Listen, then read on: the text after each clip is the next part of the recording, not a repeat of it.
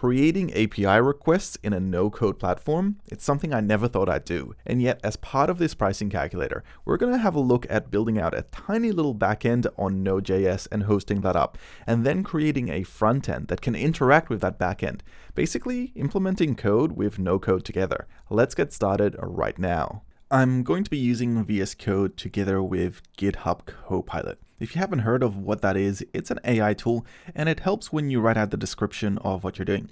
So here what I'm trying to do is create an Express application, which is going to be handling some requests for the pricing calculator, and the endpoints will receive some data and the response will be the price. So I'll start by creating an instance of Express here, which I'm going to just require from the Express package. I'll install it shortly, but before I do, let me just initialize it by passing it into the variable name here, app. I'll also want to require CORS, which is also known as cross-origin resource sharing. This is a way of sending and receiving data from different types of domains. Let's install these two packages, which I think are the only ones I'll need, by running npm install CORS express and saving them. Sometimes when we're building an application like this, it's also useful to have a body parser, which will parse any JSON data that comes across in a post request. But we won't be really doing that for this, and we'll just be passing data a bit more simply through URL requests. So now what I can do is actually make sure that CORS is being used by the application. This is simply done by calling app.use and passing in CORS as the method to execute.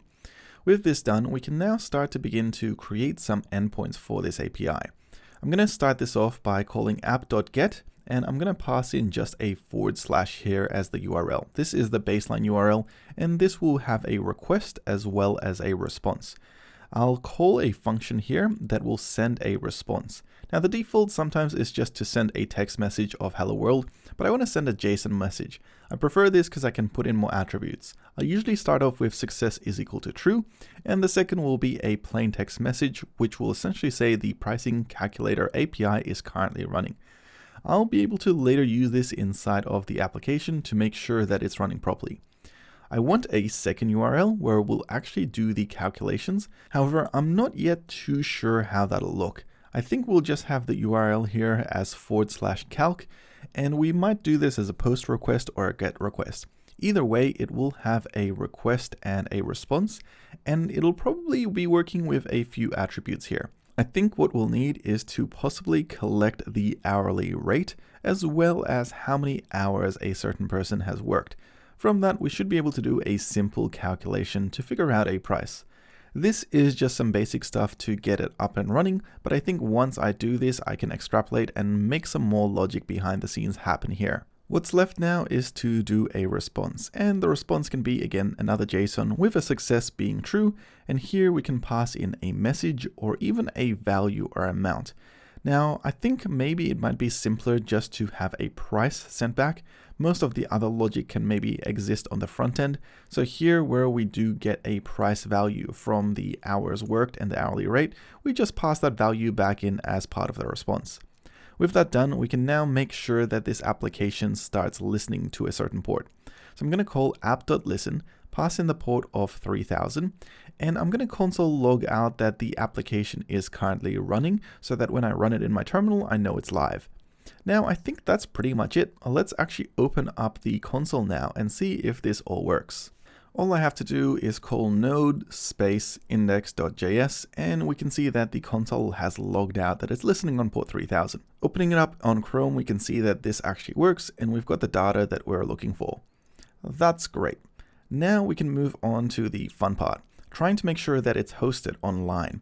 Here I'm going to be using Nork, and this is an application that allows us to basically forward our own local development environment to an online URL that has HTTPS enabled, and it's secure as well. This allows you to test out things where otherwise you might have to expose your own computer. This is a much more secure way of doing so. I've already got an account and I've actually created a forward here on this URL that you should be able to see when we jump onto the browser once more. I'll add a link to Nork so that you can use it as well if you want to try it out, but otherwise let's move on and see now how we can incorporate this into our no coding platform for Editor X. Here's the website I've been using for the last couple of days while building this pricing calculator. I'm going to open up the developer tools and head over to the master page.js.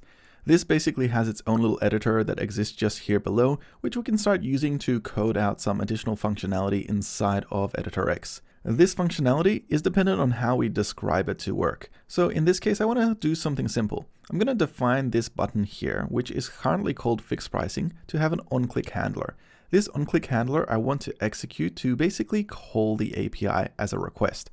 Now, in order to do this, we've created a function here that is part of this on-click handler, and I'm passing in the URL that we're going to try and utilize as part of the fetch request. What I want to do is get rid of the comments here, and I want to create this fetch request. So the very first thing you should do is probably create a variable here called URL and pass in the URL we'll be using for this fetch request in order for it to happen. This can be later changed depending on what you're trying to do, but it's a much more structured way to handle this request. We're going to do a fetch. Now, fetch is pretty much the same as you would normally do inside of JavaScript. We'll pass in the URL, and we'll also pass in some additional configuration here. In this case, I'm going to pass in a method, and the method will be get. Now I'll create the request, and this can be performed by calling then and having a response. The response is the data we get back, but it's raw data, so we need to convert it by calling res.json. This converts that data into JSON format, so we can call then again, and this time the response of that data will be much more useful for us. We can console log it out to see if it's viewable and if it's actually working. Let me jump in to do a preview to see if this function actually works the way I intended. As soon as I click the button here for fixed pricing, I should get a response of that. So let's give this a shot right now. Hitting preview, I'm going to basically have a console here at the very bottom of my screen. I'm going to click on pricing calculator, and let's see if we get any data here at the bottom. I did. I've got the 3 dots here. If I expand them out, I've got my success is true along with my message for the API that is currently running. Great. I've now connected the API that I just created in a few minutes to the Editor X website on the front end, basically allowing Norks to handle those requests and send them across. Of course, if we wanted to do this even better, we would have an actual domain name with a server running that would be basically indefinitely online. But right now we're just testing and developing this whole system, so I'm quite happy just to keep things as they are. I want to have this data that gets pulled from the API to update some of the content we see on the front end. The user interface should change based on the API data. Since we're actually getting API data back now when we click on the button, I want this button to now update the state of the UI inside of the website calculator. I'm going to do this by creating a new variable here inside of this paragraph that I've just created called isAPI_live. This will check whether the API is currently online or not. I'm going to do this by basically calling W or $W, passing in the actual ID of this text that I have here, then updating that text with the message that we're getting back from the API. Basically, this is a short example of how we'll later connect the API, which has responses and is doing some logic, back to the front end over here. And so I'll know this works if this function now updates this paragraph properly. Let's give it a test. I'm going to select to preview the page, and I'm going to select pricing calculator. Let's see if that updates. And yes it did. So that is successful. Alright, so we don't manually want this to continuously only work when we click on something. Let's move it up here to the onReady section. This basically means that as soon as the page loads, it will call that request and show that the API is running. This is successful. This means that we have a way of always identifying whether the API is currently functioning or not, and we can start moving on to the next few steps. These will involve basically passing values in and out of the API request based on what people have already clicked on. It'll probably involve going to the new address here for /calc and passing in things like the hourly rate, as well as how many hours have actually been worked. And while some of these calculations we could do here inside of the front end, later on we might build some better logic in the back end that can handle all of this. The end result should basically be a front end with lots and lots of options a user can select, with a back end that handles all of it and gives back a price that can be updated on the front end of the website. So all of this is just the very first step. In the next few videos, I want to have a look at how we can really interface NoCode with code through these API requests. I think there's going to be some passing of data to and from, where we can have the backend server basically do the calculations and give the front end the answer to those. All of this is open source, so if you want to contribute or help out, there are links in the description below on how to do that. Otherwise, I hope you guys enjoyed this video. If you did, hit like and subscribe, and I'll see you in the next one. Thank you.